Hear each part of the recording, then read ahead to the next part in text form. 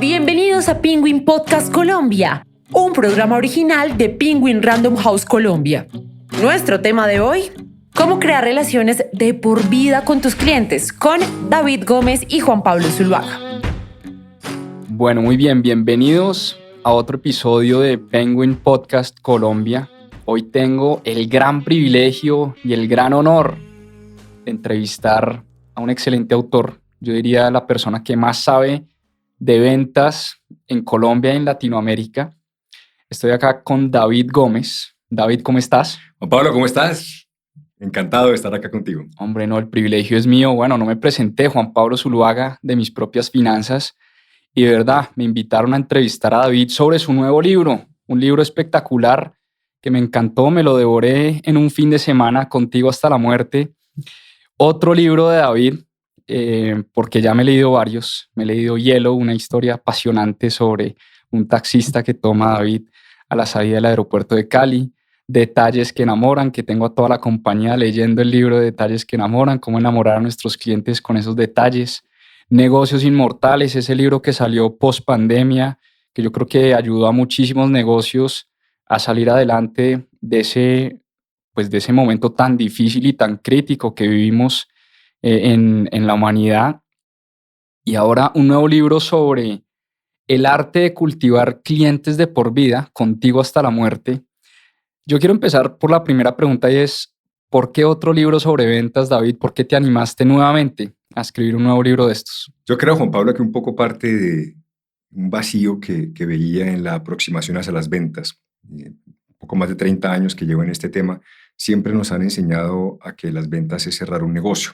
Y la gran cantidad de libros, de documentación y de puntos de vista que existen es cerrar, cerrar, cerrar, técnicas, cómo hacer que el cliente entender su necesidad, cómo decirle que tengo lo que requiere, etcétera.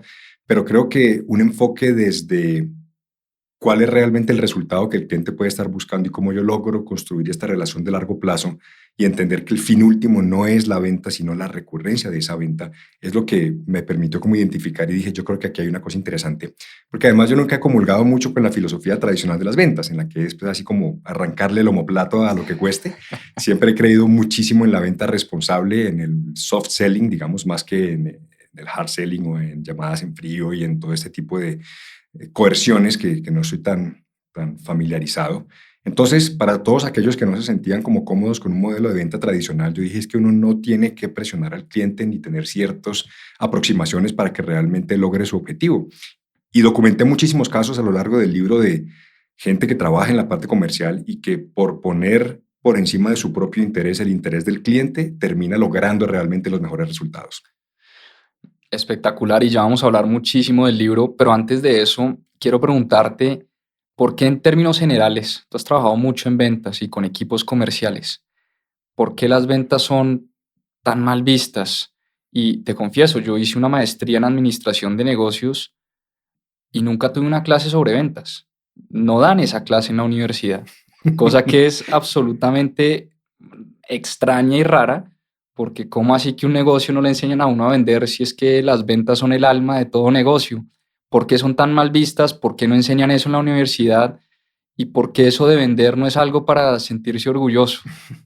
Yo creo que parte mucho, Juan Pablo, de la historia de las ventas. De hecho, hay una sección al final del libro en la que hablo desde 1800 hasta nuestros días, lo que ha sido la gestión de ventas. Y ahí entiende uno por qué la dudosa reputación que aún en algo nos acompaña, creo que ha cambiado muchísimo, pero parte de un enfoque donde el vendedor era el dueño de la información, el dueño del producto, donde el cliente, el consumidor, no tenía ningún tipo de referencia, donde hacer promesas por encima de lo que realmente eran era absolutamente normal, donde solamente convencer al cliente era lo importante. Entonces, durante muchos años el vendedor fue el dueño de la información, fue el dueño del producto, el cliente no tenía mucho acceso.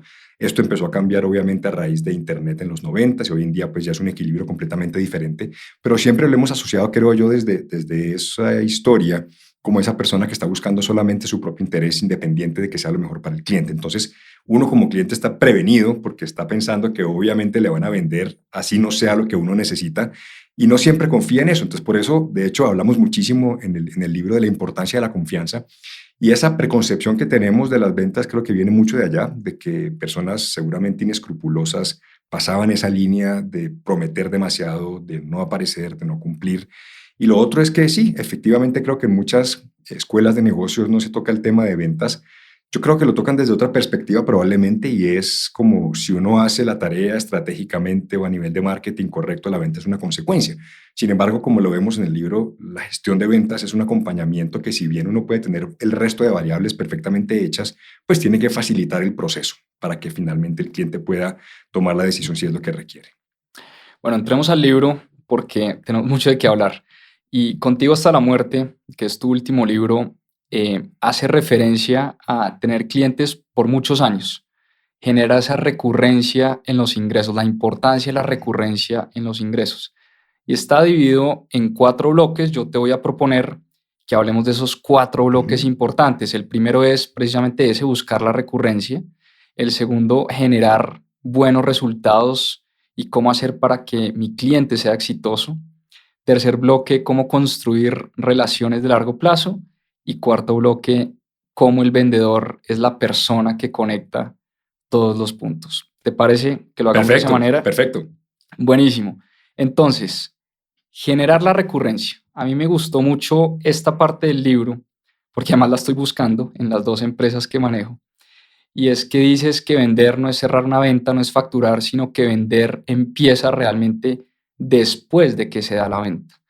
¿Y cómo hacer para que un cliente precisamente me compre todo el tiempo, no solo me compre una sola vez?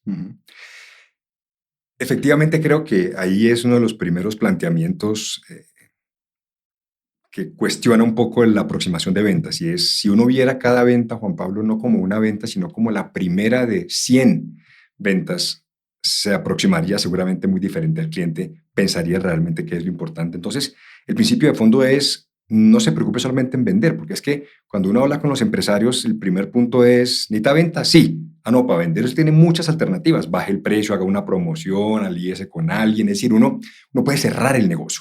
Pero si no hay consistencia, frecuencia de compra, que es donde uno ya realmente amortiza la inversión en un cliente nuevo a lo largo del tiempo, pues no va a ser, digamos, rentable. Y ahí es donde uno dice: si solamente fuera a construir la cuota del mes a punta de clientes nuevos, es absolutamente desgastante, porque además no has construido confianza, tienes que convencerlos, cuesta mucho más esfuerzo, dinero, recursos, tiempo, con lo cual buscar esta recurrencia creo que es lo que nos permite abordar al cliente de manera diferente. Y al comienzo del libro hay una analogía muy chévere que me pareció que explicaba muy bien de dónde venía el modelo de recurrencia, y es de la parte de tecnología. Cuando uno antes hacía grandes inversiones, por ejemplo, en una plataforma, te vendían un producto, un software o una solución de miles de dólares, y ya no tenían otra razón para estar contigo porque ya habías hecho una gran inversión, más allá de un escalamiento a los años, etcétera. Al cambiar a un modelo de casi que de alquiler mensual, o de usted pague un valor mensual, el gran cambio de mentalidad, que es lo que a mí me parece importantísimo, es: ya no es hacer una gran venta. Al cliente hay que ganárselo hoy, mañana, pasado mañana, el mes entrante, porque en cualquier momento cancela. Entonces, esto crea otra perspectiva de mucho más largo plazo y de una responsabilidad infinita de entender que si el cliente realmente continúa en esta recurrencia, eso es lo que nos va a dar el ingreso. Entonces, primer, digamos, modelo de pensamiento que uno debería considerar es no ver una venta como una venta, sino verla como un comienzo de múltiples ventas, que es lo que finalmente nos va a dar una base de ingresos futura. Buenísimo, ese me imagino que hablabas del SaaS o el Software as a Sí, el software as Service, a service, claro. o incluso los modelos de suscripción. Si a mí hoy no me gusta Netflix, mañana lo puedo cancelar. Si Netflix no está todo el día pensando en su cliente, cómo hacer para generarle más valor a ese cliente, el cliente se te va. Incluso piénsalo en modelos más tradicionales, que paga uno la mensualidad del gimnasio. Bueno, ya saben, y la hacen anual, pero el seguro del vehículo, que no hablamos de mensualidades, pero sí de anualidades. Y ahí es donde yo creo que muchos tienen una enorme oportunidad de aparecer en ese año, y no solamente ya cuando se va a renovar a decirle: bueno, que le toca volver a pagar el segurito, ¿no? Que mucho gusto, por aquí aparezco. Claro. Entonces uno dice: no, una chévere. semana que se venza. Claro, entonces no perder, digamos, ese punto de vista. Oye, hay un punto que me gustó mucho, y es que hay ciertos negocios que por su naturaleza no necesariamente, es decir, no es que el cliente te compre todos los días. Y voy al ejemplo que tú das en el libro: un hotel. No recuerdo el nombre, tú me vas a ayudar con el nombre del hotel, pero el dueño de un hotel tal vez te dijo, David, pero yo ¿cómo hago? Es que la gente no viene a Cartagena todas las semanas, la gente no viene a Miami todas las semanas y al mismo hotel. O sea, generalmente cuando uno es un viajero, uno busca distintos destinos por el mundo, uno no va a ir todos los años al mismo hotel. ¿Cómo se da esa recurrencia? Y ahí tú dijiste una cosa que a mí me encantó, pero quiero que la digas en tus palabras. Y es la recurrencia para productos de compra única se llama referenciación, referidos, Total. ¿no? Y yo creo que, claro, ¿por qué hacemos la aclaración o por qué quería incluir que incluso cuando son productos o servicios de compra única hay que prestarle atención, Juan Pablo?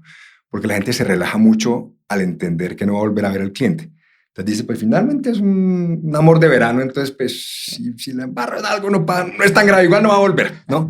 Pero lo que uno no está teniendo en cuenta es el impacto o lo detractor que puede ser esa persona y no referirlo. Y esto pasa en muchos negocios. Como bien decías, el caso en el libro es un hostal que se llama Trip Monkey, que tiene varias sedes y me decía, el dueño me decía, es que el 70% de mis huéspedes son internacionales. Y yo sé que ellos no van a volver, pues porque van a ir a ver otros sitios. Claro. Pero tengo clarísimo que ellos son los que me van a referir con su círculo de amigos, con sus redes sociales, con el resto de personas para que efectivamente vuelva. Entonces, es muy lindo porque es como que la recurrencia se da, pero con otras personas generadas por el cliente original. Claro, ¿no? claro, claro. O sea, no vuelvo yo, pero aquí le mando a mis amigos, digamos. Entonces, cuando uno ve desde ese punto de vista la recurrencia, y ni siquiera en eso, mira, piensa, por ejemplo, en médicos especialistas que uno ve solamente una vez por un tema puntual. Tuviste alguna dificultad, digamos, de salud, vas a ver a un especialista y nunca lo volviste a ver. Uh-huh. Entonces, ahí es el punto. Puede que yo no vuelva a tener esa condición de salud física, por lo cual no requiera volver a ver a ese especialista, pero si tuve una buena experiencia con esa persona, muy seguramente, y conozco a alguien que tenga algo similar, le voy a decir, tienes que ir donde esta persona. Entonces, digamos que cuando hablamos de compra única, es esta única experiencia, pero que si lo hacemos pensando en que esto nos puede generar recurrencia de sus amigos, ahí lo enfocamos diferente. Y tú dices que abordar a un cliente pensando en la recurrencia implica 6 cosas y las voy a nombrar: afinidad, compromiso, vulnerabilidad, comprensión, creatividad y detalles que enamoran. Si nos quieres profundizar un poquito en eso. Yo creo que es ver de largo plazo esa relación, y aunque ahora vamos a hablar mucho más en detalle de esto, pero es tener como esa responsabilidad en cada uno de los elementos y saber que podemos generarle mucho valor y sobre todo que es una aproximación mucho más desprevenida, si uno quiere verlo así. Es como cuando estamos pensando hacer una relación de más largo plazo, cuáles son los elementos que uno tiene que empezar a explorar. No es solamente un tema transaccional de cuáles son los puntos importantes para nuestro cliente, sino cuáles son cada uno de los elementos que realmente van a empezar a construir todo este proceso. Entonces, creo que efectivamente por ahí parte mucho el tema y es qué tan relevante empezamos a ser para nuestro prospecto en su momento y posteriormente para nuestro cliente.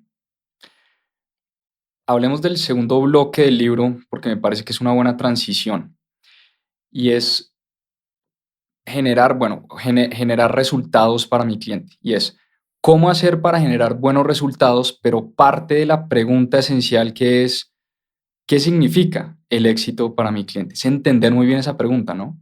Sí, y la verdad en mi experiencia y con múltiples compañías y empresarios que he compartido durante tantos años, sabes que es un tema que no siempre tiene uno tan presente.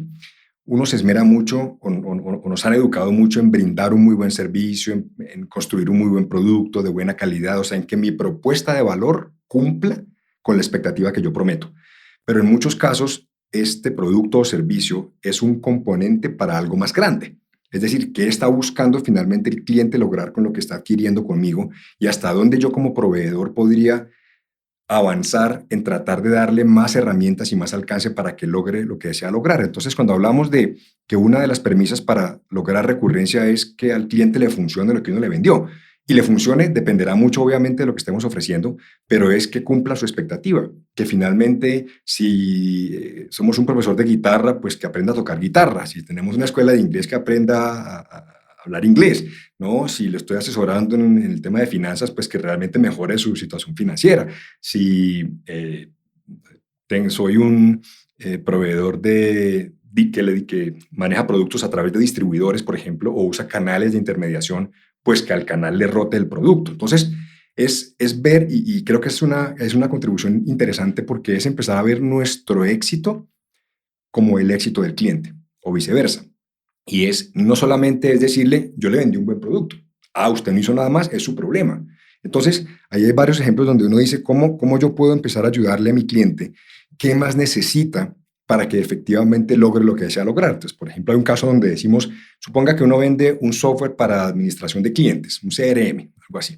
Entonces uno dice, mi software es perfecto, tiene todos los campos que necesita, se integra con otras plataformas, se alimenta automáticamente, es intuitivo para que la persona lo ingrese, ta. ¿Cuál es el fin último o para qué una organización adquiere un CRM? No solamente para organizar los clientes, ok, pero ¿para qué me sirve que tenga los clientes organizados? Para generar más ventas, para identificar prospectos, para seguramente aflorar oportunidades para hacerle seguimiento y cerrar más negocios. Entonces luego, si el vehículo es el software, pero lo que estoy buscando es incrementar mis cierres de ventas, ¿qué otros elementos debo yo garantizar para que este producto cumpla con ese fin último? Entonces, ahí obviamente empieza uno a mirar espectros que ya no dependen 100% de uno, pero hay varios casos donde uno dice, a lo mejor un tema de capacitación a la fuerza de ventas para el manejo del producto me va a ayudar a que no solamente potencialice las bondades per se, sino que logre el objetivo final del cliente. Entonces, cuando uno piensa en el resultado como qué es lo que para el cliente es el éxito, es muy interesante. Y te lo cuento en mi caso, por ejemplo, que el principal producto son conferencias a compañías donde le hablamos a fuerzas de ventas, por ejemplo, o a equipos de organización. Entonces, cuando un cliente me contrata y dictamos una charla de 90 minutos, yo le pregunto, ¿usted qué espera que pase al final? Entonces me dice, no, pues que la gente salga no solamente motivada, sino que realmente tome acción, que haga algo con la información, que no solamente sea como un rato divertido, chévere, sino como que diga, listo, mañana voy a modificar la conducta haciendo alguna acción diferente. Entonces empezamos a pensar hace mucho tiempo, ¿qué más puedo hacer yo para facilitar que la gente modifique la conducta? Entonces, no solamente en la forma como lo hacemos, que es medio choques eléctricos, sino que le entregamos herramientas a cada asistente como un folletico, como un material posterior para que hagan ejercicios, como otras cosas para que puedan extender el proceso, que si no me hubiera preguntado desde el comienzo qué es éxito para mi cliente, yo hubiera dicho, yo dicto la charla. Y hasta ahí llego, que ese es mi compromiso. Cuando uno entiende qué es lo que el cliente está buscando, le puede a uno ayudar a fortalecer su propuesta de valor. Y ahí es donde el cliente dice, vuelvo y contrato, vuelvo y trabajo con esta compañía, vuelvo y compro esta marca porque me funciona y cumple con su expectativa. Pero también es eso, es establecer muy bien las expectativas, porque a veces como vendedores prometemos el oro y el moro y tú fácilmente le puedes decir a tu cliente, no, mira, es que después de mi charla las ventas se van a triplicar, eso está probado y obviamente eso no necesariamente pasa, pero fallamos mucho en eso, en prometer mucho, incluso a veces más de lo que podemos dar. Hay que establecer bien las expectativas según tú escribes en tu libro, ¿no? Absolutamente. Yo creo que cómo el cliente juzga si lo que le ofrecimos funcionó va a ir en función de lo que espera que eso le resuelva. Y esa expectativa puede tener varias fuentes. Puede ser uno, el mismo vendedor, quien le está estableciendo a decirle, espere esto de mi producto o no espere esto, pero también experiencias previas. Haber trabajado con la competencia, otras categorías similares, tiempos de respuesta. Hay otros referentes que nuestro cliente puede estar identificando, qué es lo que va a usar para medir. Si tú vas a un restaurante, ordenas una comida, ya tienes como referencia seguramente otros restaurantes en los que has pedido y cuánto tiempo se te demora, entonces vas a decir, está por encima o por debajo. Pero por lo general, sí, lo que mencionas es que yo no creo que siempre haya esa transparencia de decir, especialmente, mi producto no cumple esto. Claro. Porque a la gente le da temor que eso tumbe una venta. Sin embargo, en mi experiencia, crea mucha más confianza del cliente porque ya sabe a qué se atiene. Además, lo que siempre digo es, puede que lo que usted no ofrezca no sea crítico para el cliente, Claro. pero el cliente sí quiere saber qué expectativa puede tener y hasta dónde puede llegar y saber si realmente le va a funcionar para tomar una decisión. Entonces, cuando uno no es absolutamente transparente con esto, no solamente no está cumpliendo con la promesa, sino que el cliente va a estar absolutamente defraudado porque va a decir, la expectativa que usted me generó fue esta. Y pasa mucho, Juan Pablo, en negocios, por ejemplo, donde la venta la hace una persona, pero luego una vez el cliente compra, pasa a otra área, que es la que recibe todo el chicharrón, todo el problema, porque el cliente llega a decirle, venga, es que el vendedor allá me dijo que tal cosa, y acá el de postventa va a decir, uy, pero ¿cómo así? No, eso no estaba incluido. Entonces, esta falta de comunicación es lo que evidentemente también hace que el cliente dude muchísimo, pero definitivamente sí establecer la expectativa y decirle, esto cumplo, esto no cumplo, y puede esperar esto, es mucho más valioso que cualquier cosa.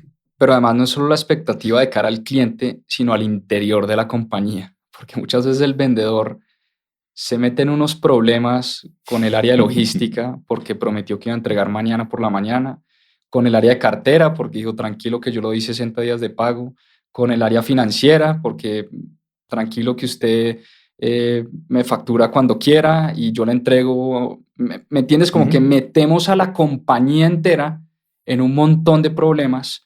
Y tú hablas también mucho de alinear al interior de la empresa las distintas áreas de trabajo y cómo el vendedor también tiene esa responsabilidad de engranar su trabajo, no solo de cara al cliente, sino al interior de la compañía, a qué se está comprometiendo. Y eso es muy interesante, Juan Pablo, porque usualmente el vendedor se queja mucho de otras áreas. Pero cuando uno entrevista a otras áreas, uno entiende por qué se quejan del vendedor. ¿No? Y es cierto que para ciertas áreas no hay el sentido de urgencia que tiene un vendedor, pero también otras áreas resienten mucho la falta de claridad en muchos casos de los comerciales. Entendido como los ejemplos que estabas poniendo ahorita, como prometer probablemente una fecha de entrega que no es posible o la disponibilidad de un producto bajo unas condiciones que no era posible. Digamos que ahí es donde uno tiene que saber que realmente, además, quien está jugándose el pellejo es el vendedor.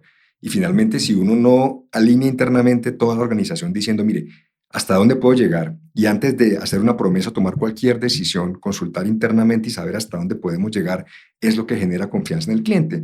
En muchos casos, las áreas de soporte se quejan que el vendedor sobrepromete, que no informa qué pasó con un cliente. Por ejemplo, hay casos varios que hablaba en el libro de desarrollos de producto, por ejemplo. Cuando usted le dice al área técnica, necesitamos hacer este diseño de empaque para un nuevo producto de un cliente y los pone a correr y lo desarrollan el prototipo y se lo entregan al vendedor, pasan 2 meses y no saben nada. Oiga, ¿qué hubo pues del prototipo? Sí, no, que lo postergaron para el otro año. No, chévere, ¿no?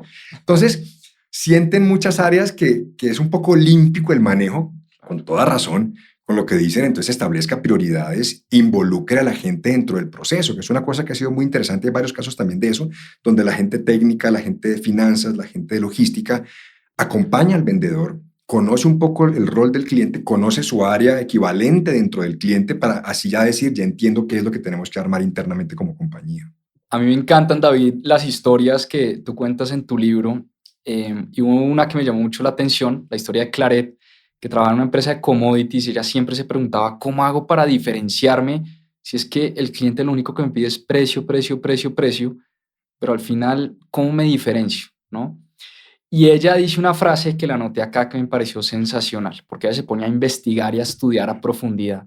Y dice, es que la información está disponible para todos, pero no todo el mundo está dispuesto a hacer la tarea. Cuéntanos esa historia.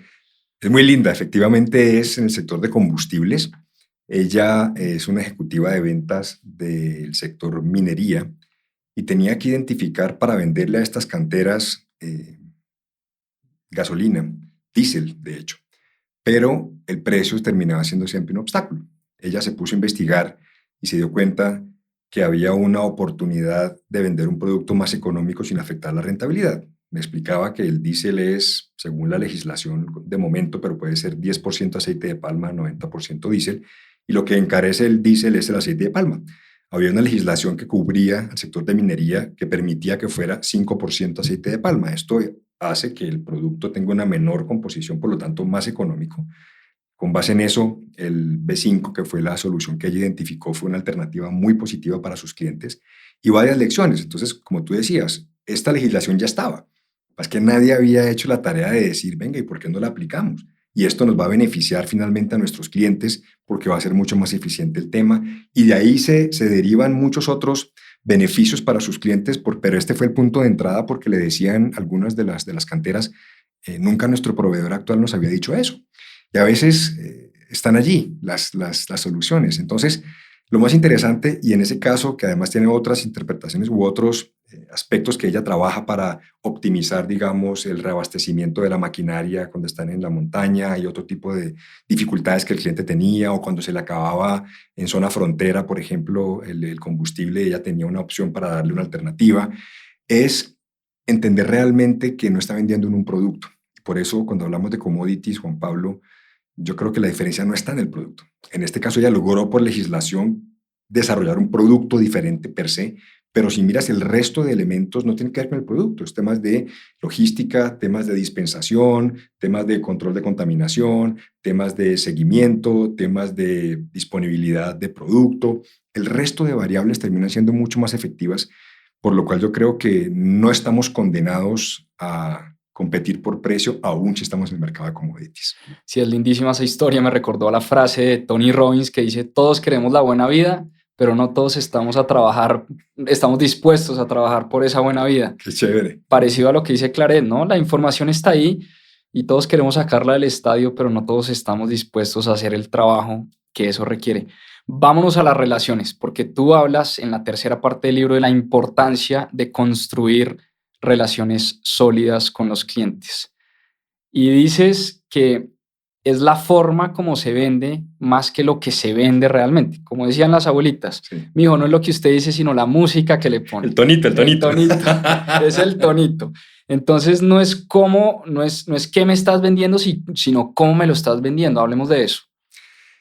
Las relaciones, y es bien interesante, y para llevar un poco el hilo conductor, decíamos, para uno pasar de la recurrencia, de una primera compra a la recurrencia, los dos pilares son generar resultados, construir relaciones.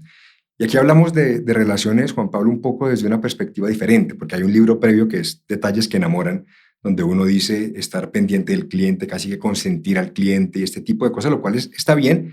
El enfoque que le damos en este libro es que uno puede permanecer al lado del cliente buscando desarrollar al cliente, crecer al cliente. Y eso implica muchas otras cosas. De hecho, hay una parte en esta sección que hablamos que uno ni siquiera tiene que ser el mejor amigo del cliente, porque venimos un poco de esta escuela de que uno tiene que ir a tomar con el cliente o a pasear o a ser súper cercano. Puede ser, cada cual, en cada industria, pero que realmente lo que el cliente está buscando es que uno le pueda ayudar, que tenga un hombre en quien apoyarse, que si uno como asesor está permanentemente capacitándose, viendo tendencias, conociendo cosas, levantando la mano, diciéndole al cliente, mire, hay una nueva oportunidad que tenemos por este lado, podemos mejorar el producto, cambiemos las especificaciones, busquemos este nuevo mercado, mire, hay unas buenas prácticas que le quiero compartir de acá. Relaciones significa que es un camino continuo en el que uno está buscando crecer a su cliente y que al cliente le vaya cada vez mejor. Y esto diferencia mucho un simple proveedor donde uno entrega un producto o un servicio, que es una transacción, digamos, recibe un dinero y ahí seguimos abasteciendo. Los aliados que realmente los clientes quieren son aquellos que están buscando nuevas formas de resolver las cosas. Y en los mercados industriales que son absolutamente exigentes, cómo mejoramos la productividad, cómo buscamos nuevos materiales, cómo llegamos a diferenciar a nuestro cliente, o en compras mucho más sencillas. Piensa en una tienda minorista de ropa, por ejemplo. ¿No? Tú puedes decir cómo construyo yo relaciones, pues manteniendo continua comunicación, dándole tendencias. Mire, ya que usted compró A, le puede interesar B porque sé que a usted le gustan este estilo de cosas. Yo me acuerdo que fulana vino y le gustaron las flores, mire, llegaron estas nuevas tendencias, etcétera, etcétera. Siempre hay formas en las que uno puede seguirle generando valor a los clientes. Entonces, cuando hablamos de relaciones, aquí nos referimos a realmente cultivar ese interés con nuestro cliente de cómo yo puedo seguirle generando valor y que estos resultados no deben ser puntuales, sino que yo puedo seguirle generando cada vez más resultados. Ahora, una cosa importantísima de la que hablas también en esa parte del libro es que muchas veces en las compañías premiamos a los vendedores y sus comisiones dependen únicamente de las ventas y de pronto el margen, pero hasta ahí. Pero nunca premiamos la postventa, nunca premiamos esa satisfacción del cliente. Al final mandamos una encuesta y bueno, pero al vendedor no se le está premiando por esa relación de largo plazo y por esa postventa. ¿Cómo hacer para cambiar un poquito ese chip y dejar no solo, porque creo que también es importante, premiar por la venta como tal, sino por la postventa? Yo creo que y variará mucho según las industrias, pero de hecho, algunas lo aplican donde si el cliente se retracta en X periodo de tiempo, se regresa a la comisión, por ejemplo. Incluso hay casos donde quien maneja la venta no maneja la postventa, con lo cual son dos bolsillos completamente diferentes. Yo creo que es empezar a ver el proceso integralmente y no es fácil porque eso ya depende de las cabezas, de las políticas de la compañía. ¿Cuál es la razón por la cual un cliente o un vendedor recibe sus ingresos? Y yo creo que de las formas que hay para empezar a alinearlo es tener objetivos comunes, Juan Pablo. Y hay varios casos allí donde pasa mucho en el sector automotriz, por ejemplo. A ti el carro te lo vende un vendedor, un personaje, pero luego la postventa es otro equipo, donde es completamente distinto. ahí es donde uno sí tiene que decir, bueno, ¿por qué quiero que la gente gane? ¿Por qué quiero que la gente, hacia dónde quiero que la gente se movilice? Porque algo que es innegable es que hacia donde uno ponga el incentivo, hacia allá va el esfuerzo. Entonces, si logramos tener, por ejemplo, objetivos comunes, donde probablemente el vendedor sigue ganando por ventas, pero tiene una parte importante de su bono o de su ingreso como el cumplimiento total de la compañía en términos de satisfacción del cliente, de permanencia del cliente, de recompra del cliente, de que efectivamente llegue a otras metas, digamos que empieza uno a balancear y que haya objetivos de alguna forma homogéneos, porque a veces pasa que las áreas en las compañías tienen objetivos contradictorios. Entonces, para ventas siempre querrá obviamente tener más inventario para ofrecerle al cliente, pero inventarios no quiere tener inventario. El cliente quiere comprar más barato, uno quiere vender más caro. Entonces, no siempre, digamos, estamos en la misma línea, pero si tenemos objetivos comunes, por lo menos para parte del ingreso, yo creo que eso ayudaría un poco. David, vámonos al último bloque del libro, donde tú hablas de la figura del vendedor. ¿Cómo es el vendedor el que conecta los puntos de la venta, del negocio? Pero me quiero saltar al final de ese capítulo, donde tú hablas de la actitud del vendedor y cómo la actitud de una persona es el antídoto, de pronto incluso ante la falta de conocimiento o ante la falta de preparación, pero si una persona tiene actitud, que eso me llamó muchísimo la atención, puede llegar muy lejos. Y si nos quieres contar también la historia de Mauricio, de cómo pasó de montar llantas a vender llantas, que me pareció también espectacular esa historia. Yo creo que es como todo en la vida, Juan Pablo, y es que si se tiene la voluntad, se tiene todo.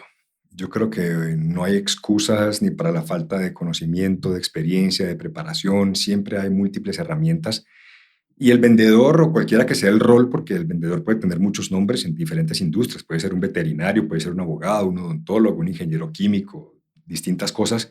Es como ese canciller que finalmente logra entender muy bien qué es lo que un cliente necesita, logra conocer muy a fondo técnicamente hasta donde necesite en su propia empresa para decirle, mire, yo tengo la solución. Y si algo confía un cliente es de un asesor que tiene conocimiento técnico que le da la tranquilidad de que le va a dar la solución correcta.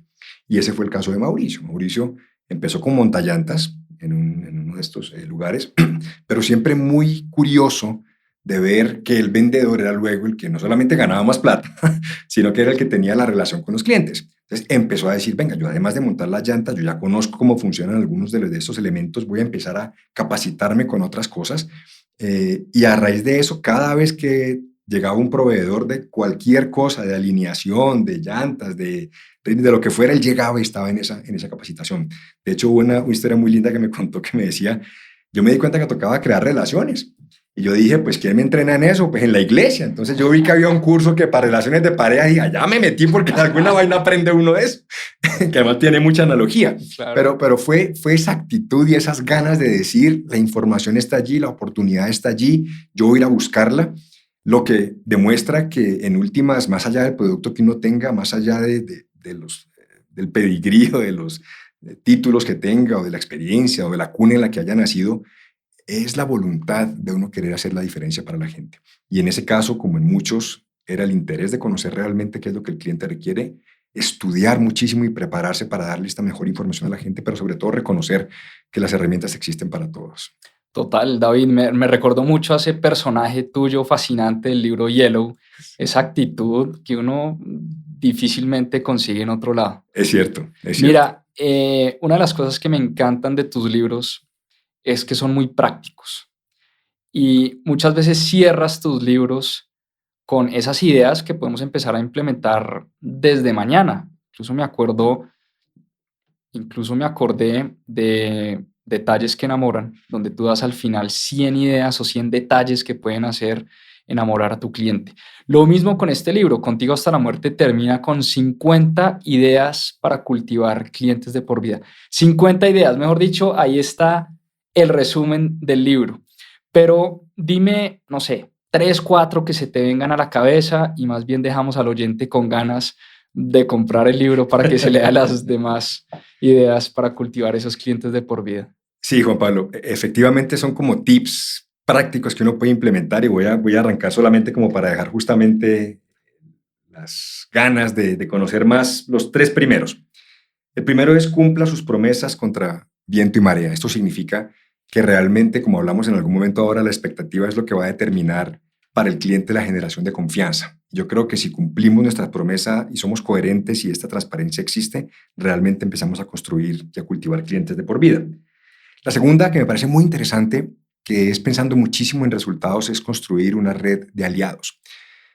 Puede que uno resuelva parte de la ecuación del cliente, pero el cliente requiere otros proveedores, aliados colaterales, que puede que él no conozca o no tenga la experiencia, pero que uno sí sabe. Entonces uno puede decirle, mire, yo soy una empresa que, no sé, una inmobiliaria que arrienda apartamentos, pero si yo alquilo un apartamento, sé que lo primero que va a requerir un inquilino es pintar, pegar cuadros, instalar televisión por cable. Y si yo tengo aliados que le puedan ayudar a eso, aunque no sea mi producto principal, obviamente va a ser un beneficio muy importante para el cliente. Identificar oportunidades, nuevas oportunidades con clientes actuales. Es una de las formas más efectivas. Hablábamos ahora de ayudarle al cliente a crecer. A veces el cliente, por estar dentro de su día a día, no ve oportunidades que tiene. Uno, al estar en contacto con otros clientes, conocer del mercado, puede levantar la mano al cliente y decirle, mire, hay una cosa interesantísima en este segmento, en este nicho, en este nuevo mercado, en esta zona del país, etcétera. Ha crecido mucho. Usted debería meterse en esto. Pensar siempre en función del cliente le ayuda a uno a darle nuevas herramientas y ayudarlo a crecer. Espectacular. David, ya para cerrar, yo quiero preguntarte, porque es que uno te oye hablar y uno lee tus libros y uno sigue tus redes sociales y definitivamente uno sabe que ahí hay una persona que encontró su pasión, que encontró su dharma, que encontró eso que le mueve la fibra, y yo te veo haciendo esto hasta el final de tus días. Y hoy está muy de moda hablar del propósito, encontrar el por qué hacemos las cosas y todo esto. Pero ¿cómo hiciste para encontrar esta pasión, este dharma, esto que te mueve y te inspira a levantarte y a seguir escribiendo libros prácticamente todos los años? Sí. Yo creo que como muchas veces en la vida, Juan Pablo, no es tan voluntaria e intencionalmente encontrado. A veces uno se lo topa. Yo trabajé 15 años en el mundo corporativo, llevo 14 ya con mi compañía, y fue una transición entre salir del mundo corporativo y mientras buscaba nuevas opciones empecé a trabajar con pequeños negocios, con empresarios, y tuve un gran ejemplo en mi casa que era mi abuela, que con ella fue mi primer emprendimiento a los 17 años, vendía pasteles y yo veía cómo los emprendedores sufren mucho. Y en mi familia las mujeres tenían, mi otra tía también hacía tamales, la otra bordaba. Yo veía cómo el sustento de la familia dependía mucho de la capacidad de vender eso. Yo estuve en el mundo corporativo, pero una vez ya regresé después de estos años y vi las afugias que muchos pequeños negocios tienen por a veces la presión excesiva de los clientes, que tú le dices, vale 100, el cliente te dice, tengo 50, mire a ver, eso me empezó a rayar mucho la cabeza. O ves una feria artesanal donde la persona con su niño ahí en los brazos te ofrece un bolso y la señora negociándole, yo no podía con eso. Entonces, digamos que se convirtió un poco en una causa y por eso todos los 7 libros que he escrito, los 2 primeros que fueron de marketing digital, pero luego Bueno, Bonito y Carito, que fue el tercero, fue un poco ese clamor y esta misión de decir, hay que dar herramientas para que la gente sepa cómo defenderse. Defenderse, lo digo, es porque a veces creo que sí tiene que haber un contrapeso frente a algunos clientes, o piensa en compañías que agarran a un proveedor pequeño y le dicen, le pago a 180 días. Total, sí. Muy difícil. Entonces, se volvió un poco en mi cruzada darle herramientas a los empresarios, a los comerciantes, a los vendedores, de que puede vender rentablemente, de que puede tener un negocio próspero, de que su familia puede salir adelante, porque yo creo mucho en eso, de que si los negocios finalmente son prósperos, pues tenemos una sociedad más próspera. Pero no era solamente un tema como de inspiración, de decir métale garra, que lo va a lograr, no. Toca darle, digamos, cosas muy concretas, y ahí el tema de la diferenciación, el tema de crear experiencias, el tema de la actitud, el tema de la inmortalidad, el tema de cultivar relaciones de por vida. Cada uno lo que ha buscado siempre es, con este mismo hilo conductor del propósito, es qué otra herramienta le brindo a la gente, qué falta para la gente. Y por eso mis próximos libros, que ya estoy trabajando en varios, buscan resolver eso. Entonces tengo otro muy ya avanzado que es cómo comunicar su diferencial. Yo creo que a veces nos falta un poquito cacarear los huevos, contar mejor las cosas para que la gente entienda qué tenemos que el resto no. Entonces, cuando yo voy detectando algunas dificultades en los negocios, pues eso es para mí el origen de un concepto, de un libro y de más herramientas. Espectacular. Bueno, vamos a poner en práctica 7 libros.